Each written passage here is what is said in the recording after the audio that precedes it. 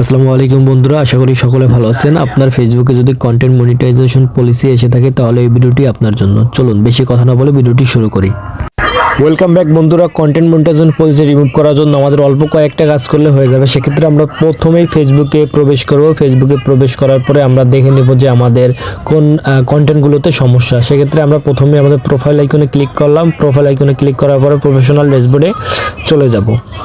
Professional ড্যাশবোর্ডে চলে গেলে আমরা দেখতে পারবো যে আমাদের কি কি সমস্যা রয়েছে। সেখান থেকে আমরা প্রথমত নিচের দিকে স্ক্রল করে নিচের দিকে যাব। নিচের দিকে গেলে আমরা দেখতে পাবো এখানে স্টার্স অপশন রয়েছে। ওখানে গেলে আমরা মূলত বুঝতে পারবো যে আমাদের আইডিতে কন্টেন্ট মনিটাইজেশন পলিসি রয়েছে কি না। এই যে দেখেন বন্ধুরা, আমার আইডিতে your follow Facebook content monetization policy এখানে ক্রস আসছে, তার মানে এটা আমাদের সমস্যা। আপনি প্রথমত এখানে একটা স্ক্রিনশট দিয়ে নেবেন, কারণ পরবর্তীতে এটা রিমুভ করার জন্য আমাদের এই স্ক্রিনশটটা প্রয়োজন হবে।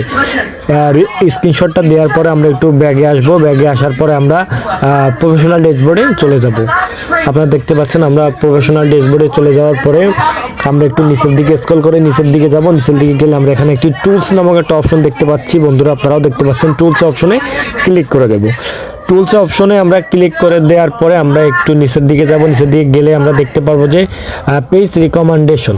আমরা পেজ রিকমেন্ডেশনের ভিতরে প্রবেশ করব। আমরা পেজ রিকমেন্ডেশনের ভিতরে প্রবেশ করলে আমরা বুঝতে পারবো এখানে আমাদের পেজটা কি অবস্থায় আছে। যেহেতু আমাদের পেজটা রিকমেন্ডেশন, তার মানে আমাদের পেজে ওই রকমের কোনো সমস্যা নেই। আমরা এখান থেকে বর্তমানে বের হয়ে যাব। বের হয়ে যাওয়ার পরে আমরা ছোট্ট করে একটু কাজ করব। সেটা হচ্ছে আমরা আমাদের ব্যাগে যাব। ব্যাগে যাওয়ার পর আমাদের প্রোফাইল আইকনে ক্লিক করব। প্রোফাইল আইকনে ক্লিক করার পরে আমরা একটু নিচের দিকে দেখতে পাচ্ছি হেল্প অ্যান্ড সাপোর্ট। আমরা হেল্প অ্যান্ড সাপোর্টের ভিতরে ক্লিক করে দেব। হেল্প অ্যান্ড সাপোর্টে ক্লিক করার পরে আমরা এখানে দেখতে পাচ্ছি সাপোর্ট ইনবক্স। সাপোর্ট ইনবক্সটা মূলতই হচ্ছে আপনার মেইন কাজ। এখানে প্রবেশ করলে আপনি দেখতে পারবেন যে আপনার এখানে কেউ রিপোর্ট দিয়েছে কিনা। এখান থেকে আমরা প্রথমত রিপোর্টের ভিতরে প্রবেশ করব। রিপোর্ট অ্যাবাউট আদার্স, মানে আপনাকে কেউ রিপোর্ট করছে কিনা, আপনার কোনো ভিডিওতে কেউ বা ছবিতে কেউ রিপোর্ট করছে কিনা। যেহেতু নো রিপোর্টস, তার মানে আপনার এখানে ফুলফিল ওকে। এরপর আপনাদের ইউর অ্যালার্টস, মানে কেউ কপিরাইট দিছে কিনা বা রিপোর্ট করছে কিনা। এখানেও আপনি দেখতে পাচ্ছেন আমার এখানে ওরকম কোনো প্রবলেম নাই, নো ভ্যালুয়েশন রয়েছে, তার মানে কোনো প্রবলেম নেই। এখন হচ্ছে আপনার মেইন যে কাজটা, কন্টেন্ট মনিটাইজেশন পলিসি রিমুভ করার জন্য যে আপনার প্রধান যে কাজটা রয়েছে, আমরা সেই কাজটা করব। আমরা প্রথমত আমরা আমাদের ভিডিওতে ঢুকবো। ভিডিও ঢোকার পরে আমি দেখবো যে আমাদের এখানে কোনো অন্যের ভিডিও ছাড়া আছে। এই দেখেন আমার এখানে 319টা ভিউ, এটা হচ্ছে অন্যের একটা ভিডিও ছাড়ছিলাম।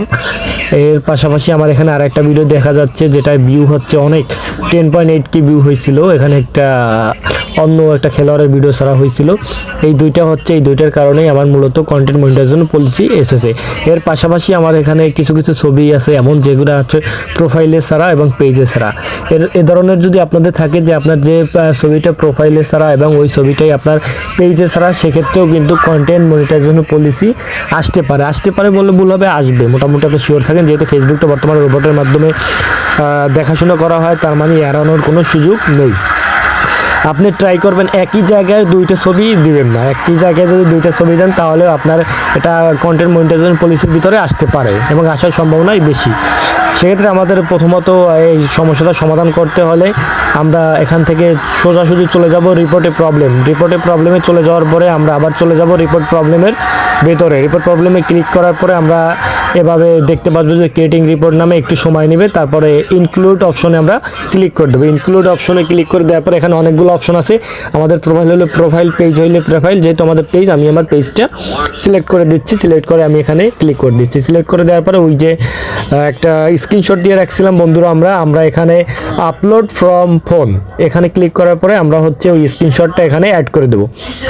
স্ক্রিনশটটা অ্যাড করে দেওয়ার পরে আমাদের এখানে ডিসক্রাইব দ্য ইস্যু, আমাদের সমস্যাগুলো এখানে লিখতে হবে। অবশ্যই এই সমস্যাগুলো ইংলিশে লিখতে হবে। এই সমস্যাগুলো আমি হচ্ছে ডিসক্রিপশন বক্স বা কমেন্ট বক্সে আমি দিয়ে দিব, আমার এখানে লেখা আছে। এর পাশাপাশি আপনি আপনার ইমেল আইডিটা এখানে অ্যাড করে দেবেন। আমি আমার ইমেল আইডিটা এখানে অ্যাড করে দিচ্ছি। তো আপনারা আপনাদের মতো করে আপনাদের যে রানিং যে ইমেল আইডিটা রয়েছে ওটা হচ্ছে আমার এই লেখার নিচে আপনি আপনাদের ইমেল আইডিটা রাইটভাবে বসিয়ে দেবেন। রাইটভাবে বসিয়ে দেওয়ার পরে আপনি ছোট্ট করে আপনি উপরে দেখতে পাচ্ছেন আপনার শেয়ারের মতো একটা অপশন রয়েছে। বলতেছে আপনি শেয়ারের মতো অপশনে আপনি ক্লিক করে দেবেন। শেয়ারের মতো অপশনে ক্লিক করে দিলে অলমোস্ট ফিনিশিং ব্যাক রিপোর্ট, মানে আপনার রিপোর্টটা শেষ পর্যায়ে। বন্ধুরা মনে রাখবেন, এরপরেও যদি আপনার সমস্যাটি সমাধান না হয় তাহলে আপনি প্রতিদিন 30 মিনিট করে 2বার লাইভ করবেন। 2 মিনিট 2বার লাইভ করলে ইনশাল্লাহ আপনার সমস্যাটাই সমাধান হবে।